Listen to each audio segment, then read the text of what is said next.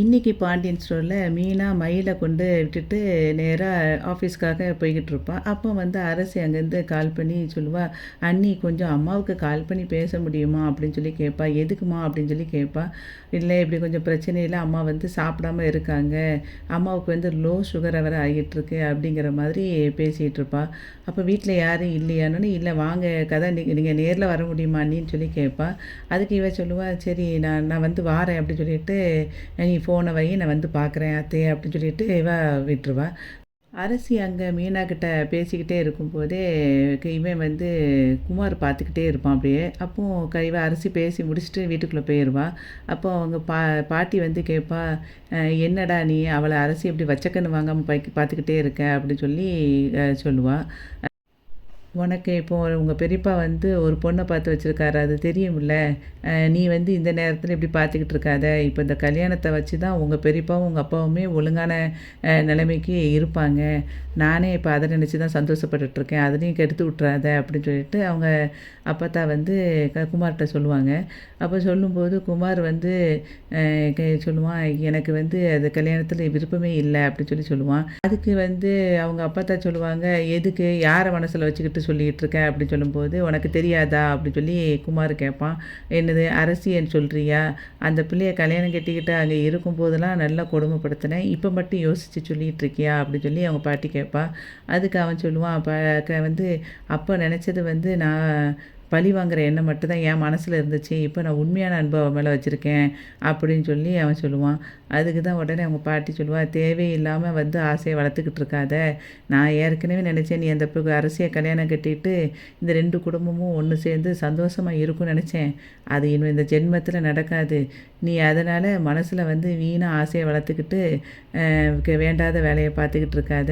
அதனால் உங்கள் அப்பா பார்த்துருக்கிற பொண்ணையே கல்யாணம் கட்டிக்கிட்டு இரு அப்படின்னு அவங்க பாட்டி சொல்லுவா. உடனே இவன் நான் கிளம்புற பார்த்தா அப்படின்னு சொல்லிட்டு அவன் போயிடுவான்.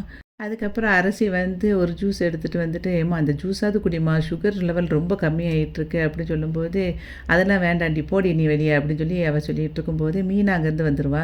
அப்போது மீனா வந்து கிட்ட வந்து அரசி சொல்லுவா, அங்கே பாருங்கள் நீ குடிக்கவே மாட்டேக்காங்க அப்படின்னு சொன்னோடனே, நீ சாப்பாடை போய் எடுத்து வை நான் வாரேன் அப்படின்னு சொல்லும்போது, இவன் தேவையில்லாமல் உன்னையும் வேற கூட்டிகிட்டு வந்துட்டாளா அப்படின்னு சொல்லிட்டு இருக்கும்போதே, வாங்க சாப்பிட அப்படின்னு சொல்லிட்டு பிடிச்சி ஹாலுக்கு இழுத்துட்டு போயிடுவா.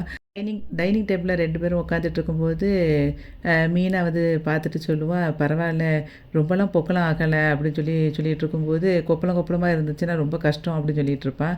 ஆமாம் கையில் மட்டும் தான் கொப்பளம் ஆகலை, ஆனால் மனசு ஃபுல்லாக கொப்பளமாக இருக்குது அப்படின்னு சொல்லிகிட்டு இருக்கும்போது மீனா சொல்லுவா, இப்படி வந்து புருஷன் பொண்டாட்டி சண்டையில் நம்ம ஒவ்வொரு பொண்டாட்டியும் சாப்பிடாம இப்படி உட்காந்தா இந்த ஊரில் ஏகப்பட்ட பேர் நம்ம சாப்பிடாம தான் இருக்கணும் அப்படின்னு சொல்லிட்டு இவர்கிட்ட சொல்லிட்டு இருப்பா கோமதிக்கிட்ட. நான் மாமா கிட்ட ஃபோன் பண்ணிட்டு வர சொல்லியிருக்கேன் அப்படின்னு சொல்லும்போது, எதுக்குடி நீ அவரை வர சொன்ன அப்படின்னு சொல்லி கோமதி கேட்பா. பிறகு நீங்கள் இப்படி சாப்பிடாம உட்காந்துட்டு நீங்கள் எவ்வளோ கஷ்டப்பட்டுருக்கீங்கன்னு அவருக்கு தெரிய வேண்டாமா அப்படின்னு சொல்லிட்டு மீனா சொல்லிகிட்டு இருப்பா. உடனே கோமதி சொல்லுவா, நீ வேற அவரை கூப்பிட்டுட்டா இனிமே வந்து அதுக்கும் சேர்ந்து கத்திக்கிட்டு கிடப்பாரு அப்படின்னு சொல்லிட்டு இருக்கும்போதே அங்கே அரசி வந்து சாப்பாடு எடுத்து வைப்பா. வச்சுட்டு சரி சாப்பிடுங்கன்னு சொல்லும்போது, அதெல்லாம் நான் சாப்பிட மாட்டேன் அப்படின்னு சொல்லிட்டு திரும்பியும் சொல்லுவாள் கோமதி. உடனே அது சொல்லுவாள், ஆமாம் நீங்கள் ஏதாவது சாப்பிடாமல் இருந்துட்டு அதுக்கப்புறம் மயக்கம் போட்டு ஏதாவது ஆகி அதுக்கப்புறம் உங்களை ஆஸ்பத்திரிக்கெலாம் தூக்கிட்டு போய்கிட்டு இருக்க முடியாது அப்படின்னு மீனா சொல்லும்போது, கோமதி சொல்லுவா, நீ எதுக்கு ஆஸ்பத்திரிக்கெலாம் என்னை தூக்கிட்டு போகணும், அப்படியே செத்து போட்டுன்னு விட்டுற வேண்டியதானே அப்படின்னு சொல்லுவா கோமதி. உடனே மீனா சொல்லுவா, எனக்கு இருக்கிறது ஒரு அத்தை தான், அப்படியெல்லாம் உங்களெல்லாம் விட முடியாது அப்படின்னு சொல்லிட்டு திட்டிட்டு சாப்பிடுங்கன்னு சொல்லிட்டு வாயிலேயே சாப்பாடு எடுத்து ஊட்டி விட்டுருவா மீனா.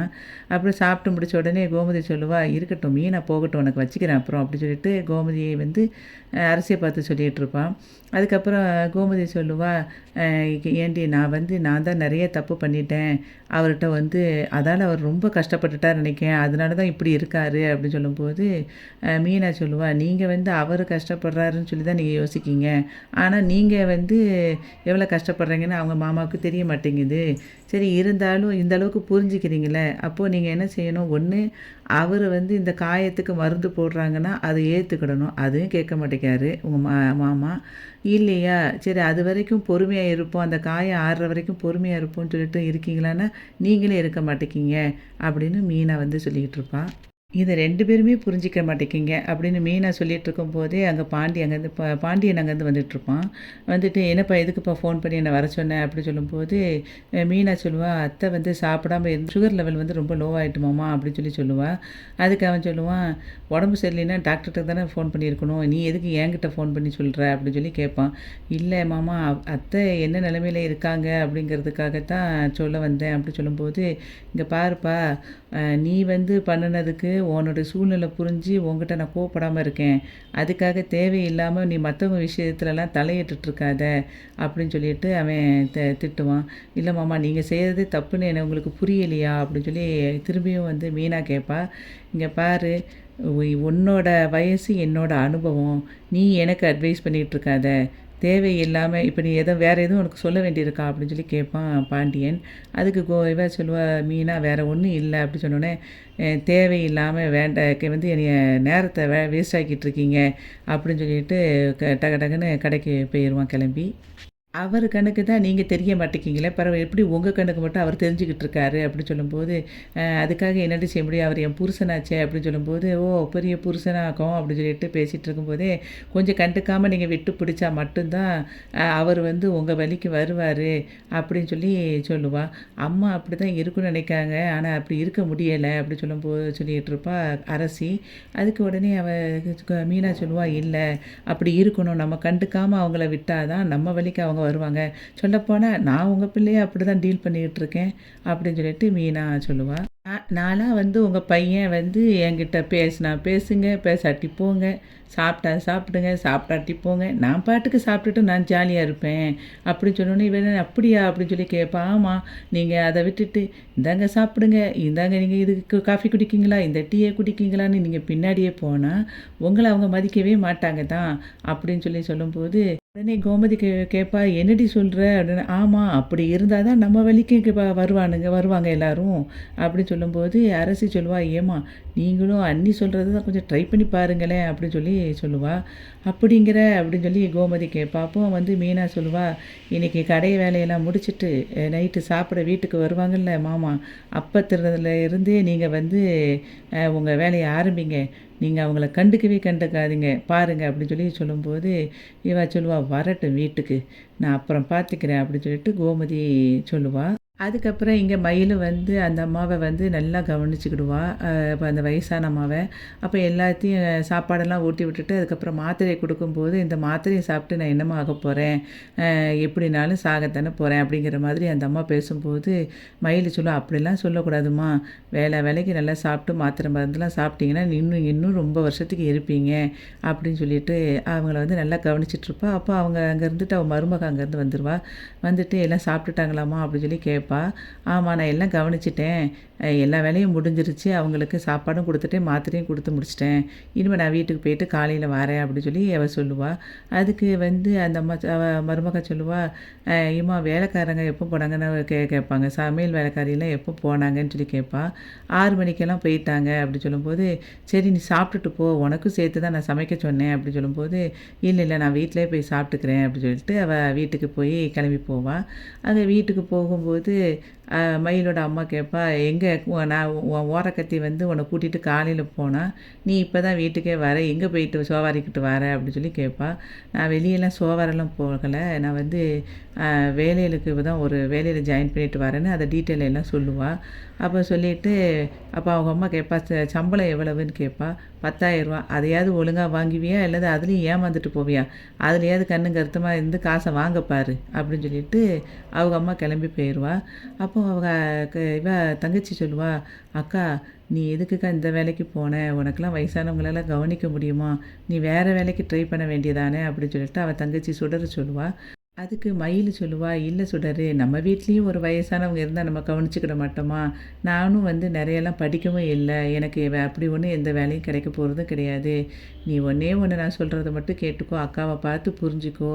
நீ நல்லா படித்து நல்ல வேலையில் இரு. அதே மாதிரி என்னை யார் பேச்சையும் கேட்காத. நீயா சுயமாக முடிவெடுத்து நீ நல்ல நிலைமைக்கு வா. அதுவே எனக்கு போதும். என்ன மாதிரி நீ வந்து ஏமாந்துடாத. யார் பேச்சையும் கேட்டு உன் வாழ்க்கையை மட்டும் தொலைச்சிடாத" அப்படின்னு சொல்லிட்டு மயில் சொல்லுவா. அதுக்கப்புறம் இங்கே வந்து பாண்டியன் வீட்டில் பாண்டியன் வந்து வேலை விட்டு அங்கேருந்து வந்துகிட்ருப்பான். வந்து இருக்கும்போது பேக்கை வந்து இவன் கையில் நீட்டுவான். இவன் வந்து அதை வாங்க மாட்டான். வாங்க வந்துட்டு, டேய் எல்லோரும் வாங்கடா, சாப்பாடு உங்களுக்கு எடுத்து வச்சுட்டு உங்களுக்கு எல்லாம் பிடிச்ச மாதிரி ரெடி பண்ணி வச்சுட்டு வந்து சாப்பிட வாங்க, கை கால் கழுவிட்டு வாங்கன்னு சொல்லுவான். இவன் அப்படி ஷாக்காகி பாண்டி பார்த்துட்ருப்பான். அதுக்கப்புறம் அவன் கீழே அந்த பேக்கை வச்சுட்டு அவனும் போய் கை கால் அலும்பிட்டு சாப்பிட எல்லோரும் உட்காந்துருக்கும்போது எல்லாத்தையும் கொண்டு வந்து சாப்பாடை நடுவில் வச்சுட்டு எல்லாருக்கும் பரிமாறுறதுக்கு மட்டும் சொல்லுவாள், உங்களுக்கு பிடிச்ச சாம்பார், முட்டை ஆம்லேட்டு, கேரட்டு பொரியல் பண்ணியிருக்கேன், சாப்பிடுங்க என்ன அப்படின்னு சொல்லிட்டு எல்லாருக்கும் பரிமாறுவான். அவனுக்கு பாண்டியனுக்கு பரிமாற மாட்டாள். உடனே அவன் அப்படியே பார்த்துக்கிட்டே இருப்பான். அப்போ வந்துட்டு ராஜ் வந்து அவனுக்கு வந்து தட்டில் சாப்பாடு வைப்பாள் பாண்டியனுக்கு. அதுக்கப்புறமா வந்துட்டு எல்லாம் எடுத்து வைப்பான்னு சொல்லி பார்த்தா அவன் ஒன்றும் கொடுக்க மாட்டான்.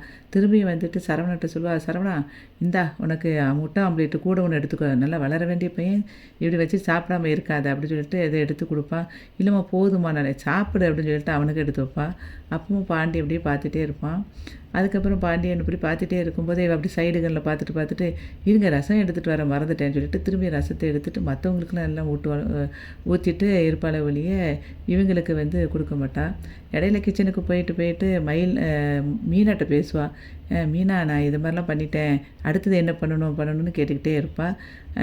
அதுக்கப்புறம் வந்துட்டு இவன் பாண்டியன் வந்து என்ன செய்வான்னா, இவன் எதுவுமே கண்டுக்க மாட்டேக்கானோடனே டக்குன்னு எந்திரிச்சு கிளம்பி போயிடுவான். அப்போ சரவணன் சொல்லுவான், எப்பா என்ன சாப்பிடாம பாதியிலே போகிறீங்கன்னொடனே எனக்கு போதும் அப்படின்னு சொல்லிட்டு கிளம்பி போயிடுவான். அப்போ வந்து கதிர் வந்து கேட்பான் சரவணன்ட்ட, ஏன்னா கடையில் இன்றைக்கி எதுவும் நடந்துச்சானே, அப்பா ஏன் இப்படி டல்லாக இருக்காரு அப்படின்னு சொல்லி கேட்பான். அதுக்கு இவன் சரவணன் சொல்லுவான், அப்படிலாம் ஒன்றும் நடக்கலையேடா அப்படின்னு சொல்லும்போதே அப்படியே பார்க்குற கோமதி வந்து பாண்டியன் அப்படியே சைடெல்லாம் பார்க்குற மாதிரியே இன்றைக்கி பாண்டியன் ஸ்டோர் வந்து முடிஞ்சுது. வீடியோவுக்கு ஒரு லைக் கொடுத்து சேனலை சப்ஸ்கிரைப் பண்ணுங்கள். நன்றி.